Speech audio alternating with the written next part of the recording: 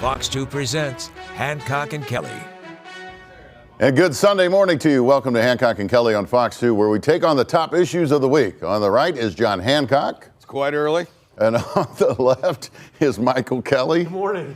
Yes, it is early. We have sprung forward. And on the agenda this morning, new polling shows growing disgust over Circuit Attorney Kim Gardner, Mayor Tishaura Jones, and the St. Louis crime crisis. A federal judge slaps back Missouri Republicans and their permissive gun law.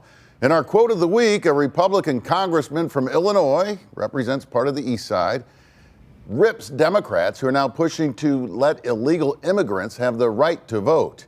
And weighing in on all things Tucker Carlson of Fox News, we begin with St. Louis's crime crisis. Favorite spots that draw people into the city continue to be havens for crime and gunfire. And it's not just downtown anymore.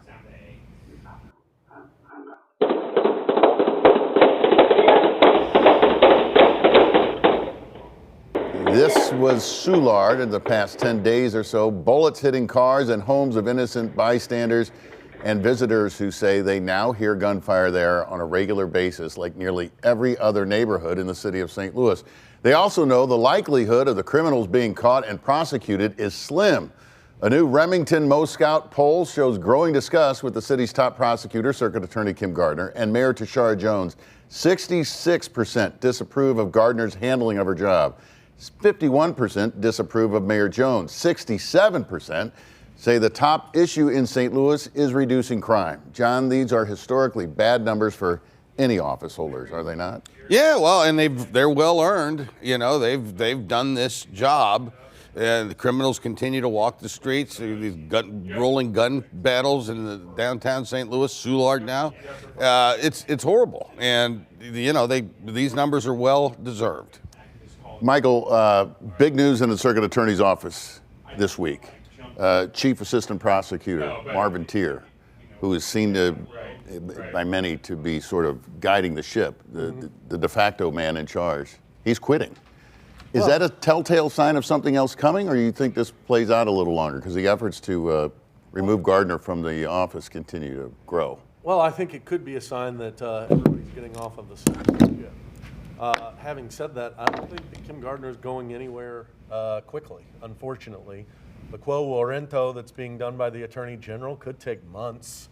The legislative actions that are going on in Jefferson City won't be approved till later in the year, have to be signed by the governor. This is going to be a long, slow process. Kim Gardner's office is failing. Voters are going to have an opportunity here in a couple of weeks to make their voices heard as it relates to the Aldermanic elections and to be able to express their displeasure with the lack of a crime plan and with the lack of any leadership in dealing with Kim Gardner. Whether or not they'll choose to do that, they've elected Kim Gardner twice before, and unfortunately the turnout in the city has just been so poor for elections that people's voices are being outsized by this progressive movement. We're going to get into that more in a moment. You don't think there's anything to come of the political pressure, especially being applied by the state attorney general with subpoenaing people in her office and the mayor and other city officials? Ultimately, they're going to get rid of her, but she's not going to go anywhere. There's no recall provision for a circuit attorney. Right, but the loss of Marvin Tier, you don't think that's a sign that, hey, something big's coming in the next it's a sign that a sign that the office is dysfunctional, but we've known that. And, they're down over 50% of prosecutors than what she had when she came into office. Kim Gardner's the first prosecutor in my memory, that didn't come out of the office. So when there had been a vacancy in the circuit attorney's office, it was one of the deputies that would run, and they had experience in the office, they knew what they were doing, and this thing has just been a fiasco. I think it'd be helpful if Marvin stood up and spoke out, too. It would. Just said, this is a failing office, it's not working, I've tried to make it work, it didn't. All the pressure that can possibly be mustered right now needs to take place. It was a surprise move because he seemed to be in for the long haul just days earlier. Exactly. Former judge and top assistant now out or leaving from the circuit attorney's office. The frustrations may be about to cost the city and Mayor Jones control over their own police department. The Missouri House just approved a bill to return control to the state of Missouri after voters approved city control 10 years ago. The other thing that people voted on 10 years ago were the campaign promises of lower crime, cost savings, and a thriving business economy. This 10-year stint has failed on all 3 of those.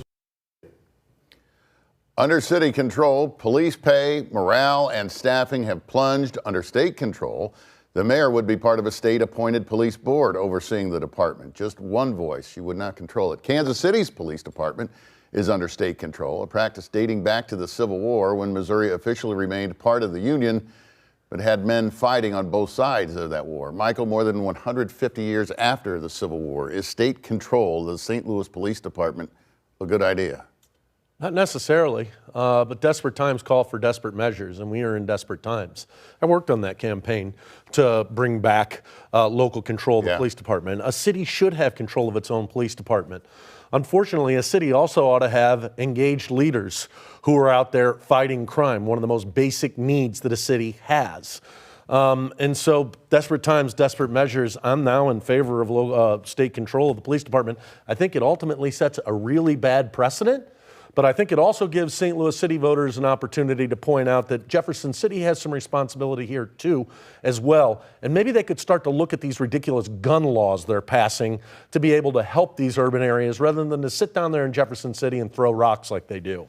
A friend of mine pointed out to me last night, said, you know, Kansas City's under state control, but they actually went back and forth. They had local control for a while many moons ago. Didn't work. They went back to state control, and that's where it stayed. Well, I mean, look, St. Louis is the best place in the country to be a criminal. And the state of Missouri, we are pro-criminal in the city of St. Louis. The government, the leadership is pro-criminal. We need somebody to run the police department that's anti-criminal, and that's going to be the state of Missouri. And on the gun laws, how about we enforce the gun laws? This guy gets pulled over.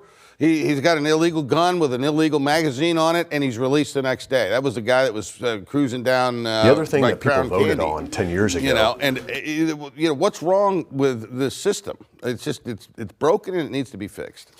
Given all of the recent furor about crime in St. Louis, you might expect to see a wave of change in the St. Louis Aldermanic primaries, which were Tuesday, but not quite. One reason may be so few people actually voted. Turnout was less than 13%.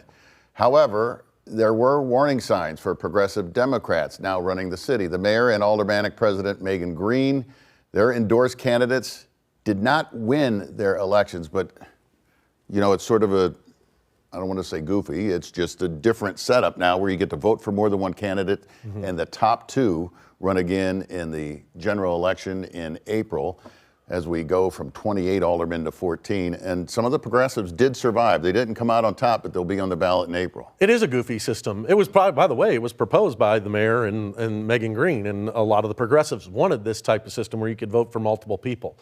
The reality, though, is that if St. Louisans truly want to make change, they're going to have to show up in April and participate. 10% of the people, 13% of the people showed up in this last election. That's dismal and ridiculous. People have got to show up. Look, one of the main tenets that these progressives have run on is the criminal justice reform. Nearly every candidate on this ballot that we'll see in April is for criminal justice reform. Let's move past that. Let's find out where they stand on crime. I don't know, picking up the trash, paving the roads.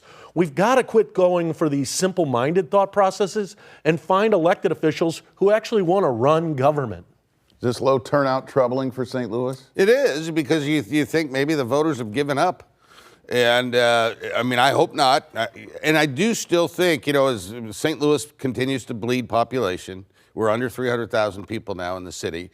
But you'd like to think that enough people still care that they would show up and vote some of these people out of office that are causing all kinds of havoc. But so far, they've not done it. One way to boost turnout may be to give people who are not U.S. citizens, including illegal immigrants, the right to vote. The issue is coming to a head in Congress, with Republican Mike Bost, who represents suburban St. Louis on the Illinois side, co-sponsoring a resolution for a constitutional amendment to ban non-citizens from voting in U.S. elections. In our quote of the week, Bost says, "This is insanity. Illegal immigrants and foreign agents should never be able to influence the course or composition of our government. Is he wrong, Michael Kelley? No, I don't think he's wrong, but I don't think he's giving all the true facts here. The reality is there are a lot of people who have permanent green cards that live in America that want to be able to participate in their local election. Should they be able to pick a congressman or a senator? Absolutely not. That's a United States federal election. But being able to participate in a local election when you're a permanent resident of the United States, that's fine. What he's doing, though, is he's using a clever use of the word saying that illegal immigrants are voting. That's just not the case. So he's right and he's wrong. Should it be permanent residents can vote? No, you got to be a citizen to vote. I mean, it's pretty much that simple. And, there's a process to become a citizen in the United States. It's arduous, but it's not impossible. And only citizens should vote, period. Coming up on Hancock and Kelley, a judge deals a blow to a Missouri pro-gun law, and Missouri Republicans move toward school choice when it comes to where kids go to public schools.